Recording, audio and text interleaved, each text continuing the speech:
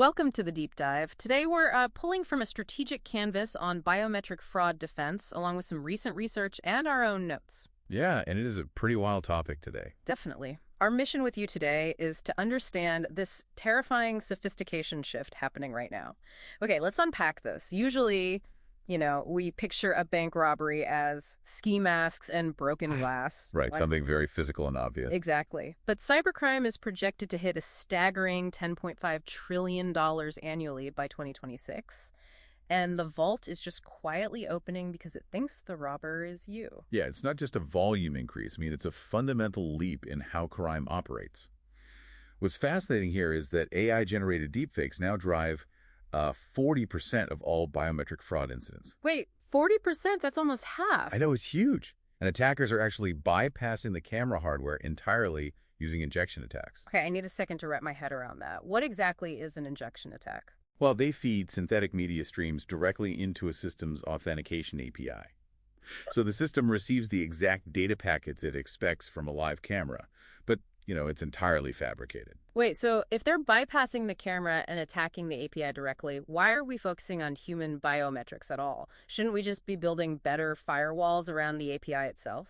I mean, you can harden the API, sure, but the endpoint still needs to verify who is making the request throughout the entire session. Oh, I see. Because if they get past the front door, you still need to know it's them.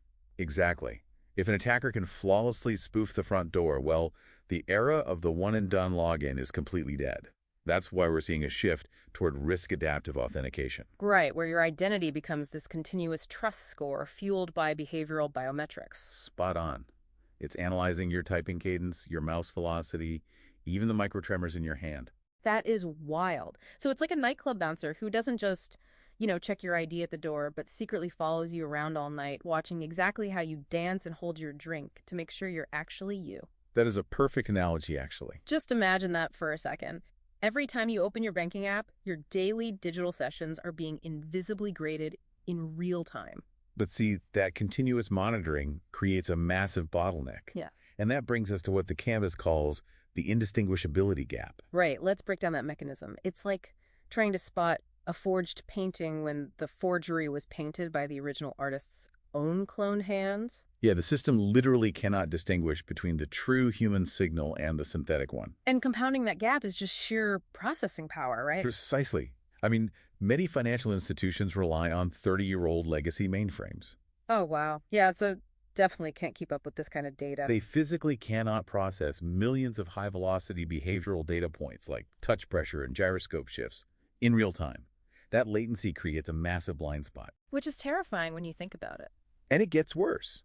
Because if a sophisticated attacker manages to steal your raw biometric template, like the mathematical model itself, you cannot reset it. Yeah, I mean, you can't exactly issue yourself a new face or a new typing cadence. Exactly. And under strict privacy frameworks like GDPR and BIEP, losing irrevocable biometric data creates permanent liability for these institutions.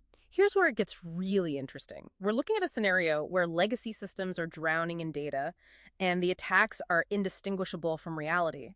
How do institutions actually fight machine speed fraud without completely ripping out their infrastructure? Well, by deploying autonomous machine speed defenses, companies are turning to agentic AI. Agentic AI. Okay, break that down for us. Yeah, so we're seeing autonomous identity agents using KYA or Know Your Agent protocols. Because so many enterprise interactions are automated now, defensive agents trace the lineage of an interaction. Just to ensure it maps back to a legitimate human authorizer. Exactly. And they do this using graph-based detection to map out synthetic identity clusters. How exactly are they mapping that? Like, what are they looking for? Well, graph-based detection works by analyzing shared attributes and relationships rather than isolated events.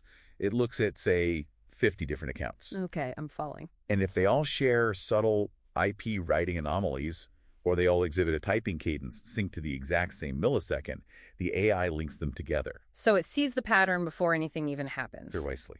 It maps the network of a bot farm and neutralizes the entire ring before a single fraudulent transaction goes through. That's incredible. So what does this all mean? I mean, it basically means we are locked in a relentless AI arms race. Risk-adaptive, autonomous infrastructure is no longer an optional upgrade.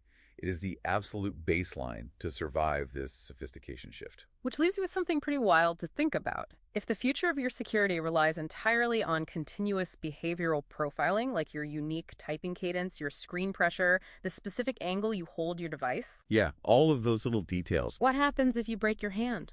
Or what if you just, hand your phone to your spouse in the car so they can check a map? Right. A totally normal thing to do. Exactly. Will that invisible bouncer watching you dance decide you're moving all wrong, lock you out of your own life, and flag you as a fraudster?